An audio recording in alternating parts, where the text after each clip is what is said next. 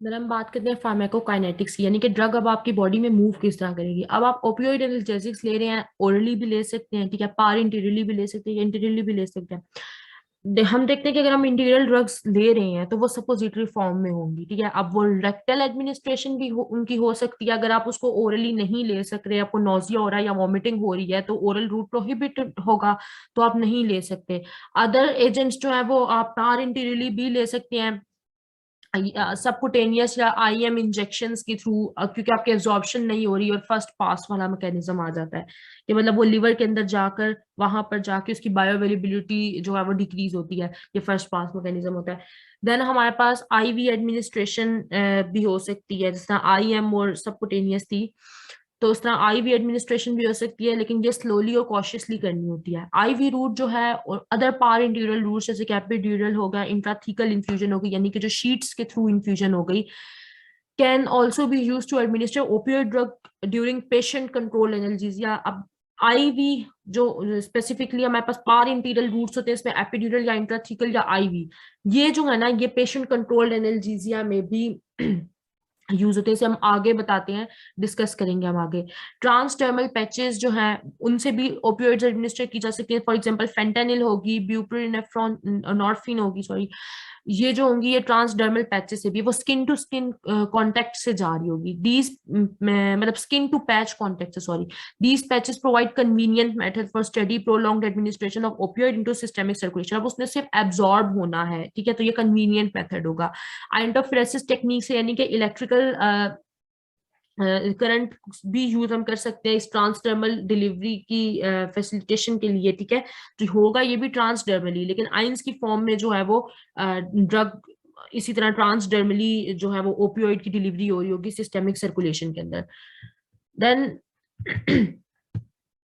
हम आ जाते हैं मैकेनिज्म ऑफ एक्शन और साइट ऑफ इफेक्ट के ऊपर। साइट ऑफ इफेक्ट हमने पहले भी बात की थी कि जो हमारे पास ओपियोइड्स होती हैं वो स्पाइनल कॉर्ड, सुप्रा स्पाइनल सेगमेंट यानी कि ब्रेन और पेरिफेरल टिश्यूज वगैरह पर जो है वो ये उसकी साइट्स होती हैं जिसके ऊपर वो जाके बाइंड करती है। देन स्पाइनल इफेक्ट्स हम देखें, सबसे पहले हम देखते हैं कि ओपियोइड रिसेप्टर्स जो होते हैं ना वो स्पाइनल कॉर्ड में कहाँ लोकेट होंगे, तो उसके इफेक्ट्स आएंगे। देखें, स्पाइनल कॉर्ड का एक होता है डोर्सल हॉर्न, डोर्सल हॉर्न से इंफॉर्मेशन प्रोसेस होगी, तो वहां पर हमारे पास जो है वो इसके ओपियोइड्स के रिसेप्टर्स प्रेजेंट होंगे, ठीक है।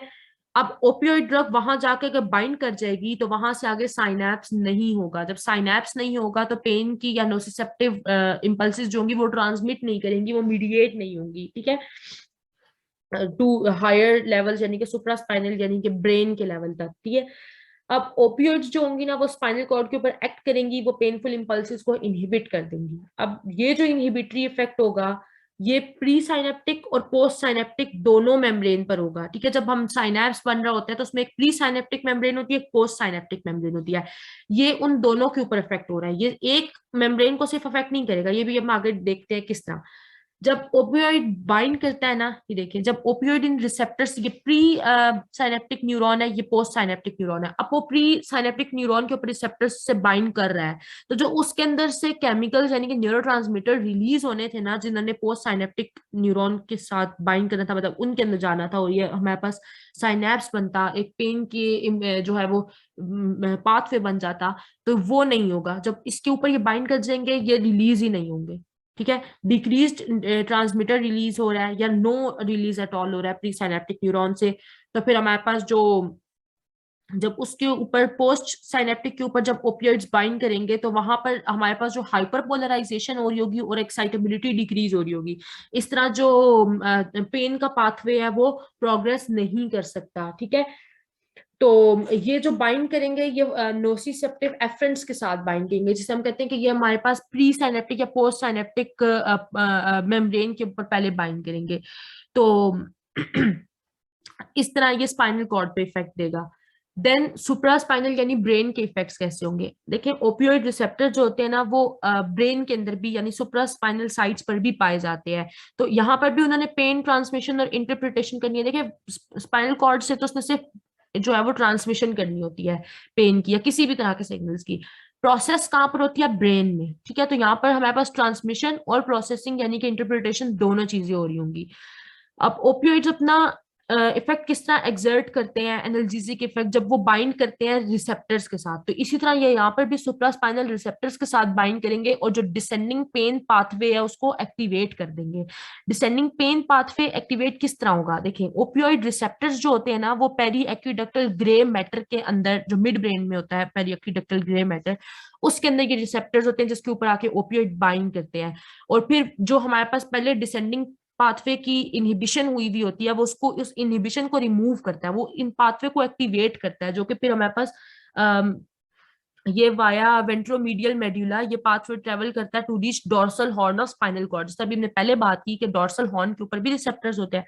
ये डोर्सल हॉर्न पर जब आता है ना तो वहां पर आके ये जो इनके न्यूरॉन्स होते हैं जो साइनैप्स बनाकर वहां तक पाथवे को लाए हुए हैं, तो वो सेरोटोनिन और नॉरएपिनेफ्रिन ये दो न्यूरोट्रांसमीटर रिलीज करते हैं। ठीक है, अब ये दो न्यूरोट्रांसमीटर जब रिलीज हुआ है डोर्सल हॉर्न साइनैप्स पर, तो इन्होंने इनहिबिट कर दिया साइनैप्स की एबिलिटी को कि वो पेनफुल इंपल्सेस को दोबारा ब्रेन तक ट्रेवल करवा सके वाया असेंडिंग पाथवे। तो असेंडिंग पाथवे जो है उसको डिप्रेस कर दिया है, जबकि जो डिसेंडिंग पाथवे था उसको एक्टिवेट कर दिया। ये देखिए, ये असेंडिंग पाथवे होता है जो नीचे से सारे नोसिसेप्टिव जो है इंफॉर्मेशन हमारे पास ट्रेवल करी थी ब्रेन तक। ठीक है, नीचे से ऊपर असेंडिंग पाथवे आ गया, ऊपर से नीचे डिसेंडिंग पाथवे होता है, ये इनहिबिटरी पाथवे होता है, ये पेन को दोबारा से असेंडिंग पाथवे के थ्रू नहीं ब्रेन तक जाने देता। अब यहाँ से हमारे पास इंफॉर्मेशन आई, यहाँ पर आई, ये जो 5-HT और NE बताया, ये नॉरएपिनेफ्रिन और ये HT जो है 5-HT जो है ये सेरोटोनिन है,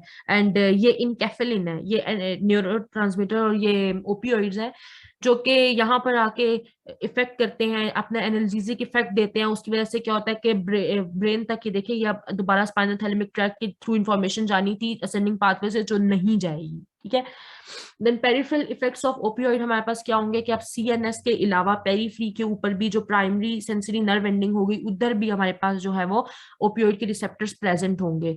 तो पेरीफ्री से हमें पहले देख के क्या ख्याल आता है, हाथ पांव। अगर हम वो ही जो हमारे बचपन की एग्जांपल है कि आग के ऊपर हाथ रखा हुआ है तो रिफ्लेक्स आग किस तरह जनरेट होगी, अगर हम उसी को एक देख लें तो जो हमारे पास अगर हाथ आग के ऊपर रखा है तो आपको पेन हुआ है, अब आपने हाथ उठाया तो पेन हो गया। ठीक है, तो उस जगह पर अगर प्राइमरी सेंसरी नर्व एंडिंग के ऊपर रिसेप्टर्स प्रेजेंट होंगे तो ओपियोइड डायरेक्टली उसके ऊपर अगर बाइंड कर जाए तो वहां से आगे पेन प्रोसेस ही नहीं होगा। ठीक है, तो ये बेसिक बात करें कि इसी तरह हमारे पास पेरीफ्री के ऊपर भी जो सेंसरी नर्व की एंडिंग होती है उसके ऊपर भी ओपियोइड्स के रिसेप्टर्स होते हैं। अभी हमने एंडोजिनस और एक्सोजिनस ओपियोइड्स की बात की थी।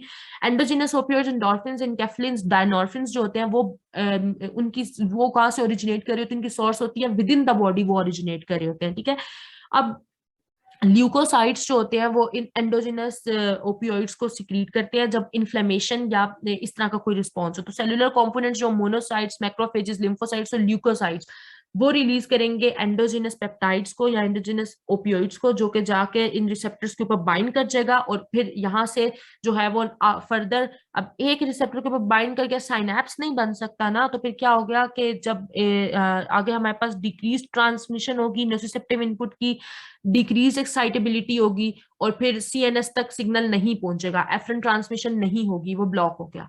फिर इसी तरह अगर एक्सोजिनस ओपियोइड्स आया, आपने इंट्रा आर्टिकुलर इंजेक्शन दे दिया, किसी भी तरह इंजेक्शन दे दिया, तो वो प्राइमरी सेंसरी नर्व एंडिंग के ऊपर एक्सोजिनस ओपियोइड भी जो है वो आके अटैच हो जाएंगे और इसी तरह CNS तक सिग्नलिंग नहीं हो सकेगी।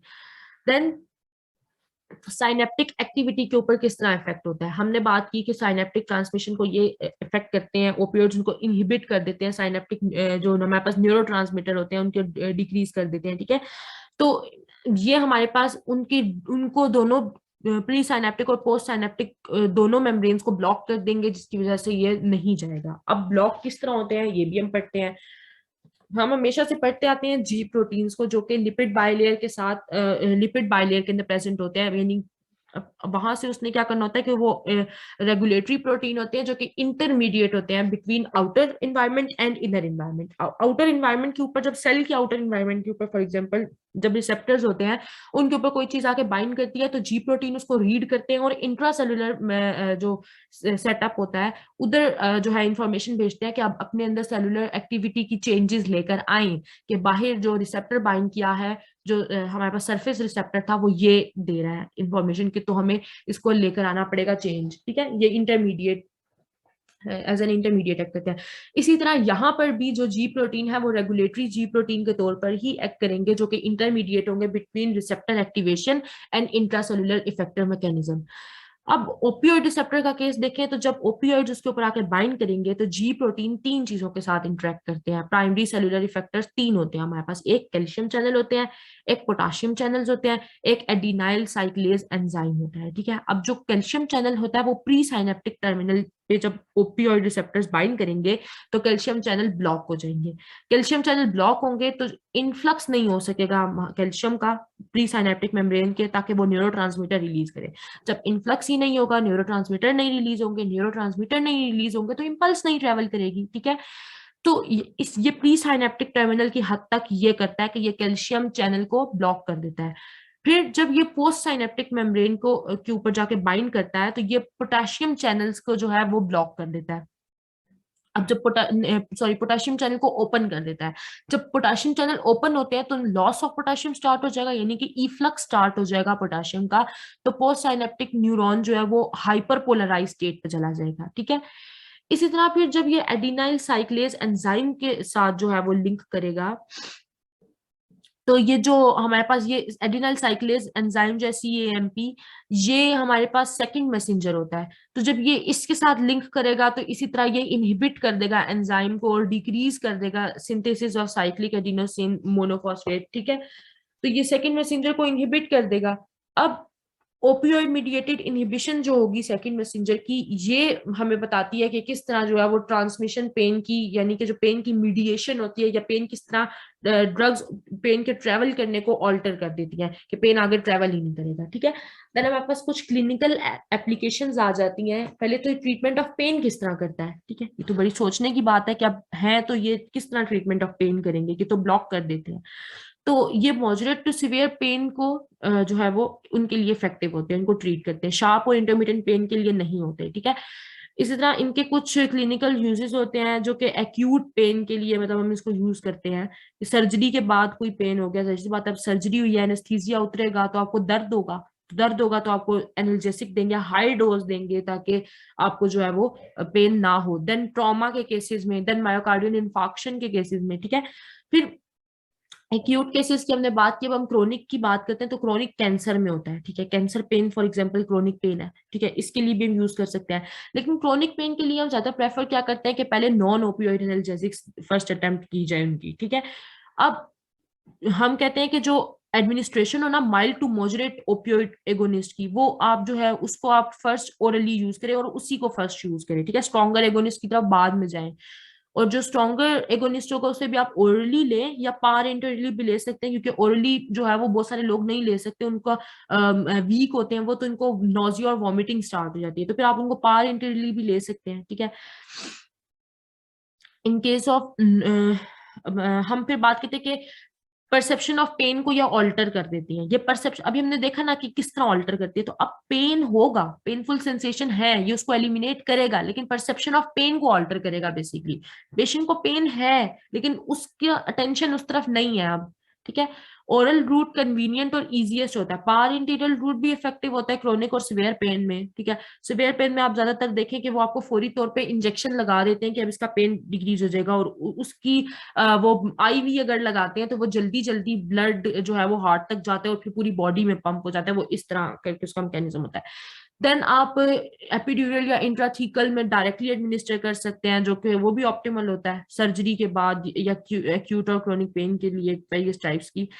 फिर ओपियोइड एनाल्जेसिक की इफेक्टिवनेस जो होती है वो डोजिंग स्केड्यूल से भी हम मेजर कर सकते हैं। अब देखिए डोजिंग स्केड्यूल, अगर एक वक्त आपने दिया हुआ है कि 12 घंटे के बाद, 6 घंटे के बाद, 8 घंटे के बाद आपने वो दोबारा वो देनी है डोज, क्योंकि बेशक पेन ना भी हो तो आपने प्लाज्मा कंसंट्रेशन तो डोज की कम नहीं करनी ना। अगर आप वो कम कर देंगे तो फिर आपको दोबारा से पूरा प्रोसेस नया करना पड़ेगा। वो कहते हैं ना 5 दिन दवाई ले, एक दिन भी छोड़ दी आपको दोबारा पूरी एंटीबायोटिक लेनी पड़ेगी, क्योंकि उसका इफेक्ट खत्म हो जाता है, थेरेप्यूटिक रेंज गिर जाती है उसकी।